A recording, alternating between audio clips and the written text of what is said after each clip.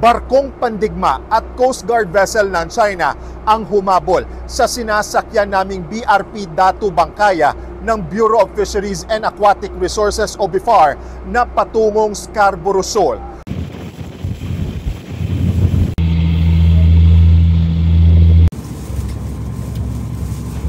Mula po rito sa West Philippine Sea, ako si Gio Robles para sa News 5 Now. More or less 30 nautical miles yung layo namin sa Scarborough Shoal nang magsimula ang paglapit ng mga barko ng China dito sa sinasakyan naming BIFAR vessel at isa pang BIFAR ship na BRP Datu Daya. Magsasagawa ng maritime patrol at resupply mission itong BIFAR vessels nang magsimula ang mga dangerous maneuver at pagbuntot nitong China Coast Guard vessel at a warship vessel o mula ito sa People's Liberation Army Navy. Sa ngayon po ay nagpapatuloy ang resupply mission. Kung makikita po natin dito, ito yung mga bangka ng mga mangingisda na bibigyan ng libreng diesel, grocery at inuming tubig. Sila po yung mga mangingisda dito sa palibot ng Scarborough Shoal. Hindi na sila nakakalapit pero sa gilid-gilid na lang po sila nangunguha ng isda sa ngayon. Kaya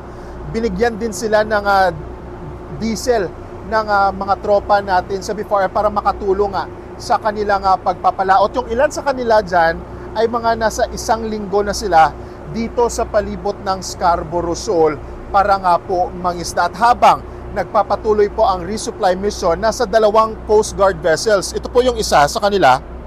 Papakita natin. Nagmamasid sa malayo. Yan po yung puting barko na yan.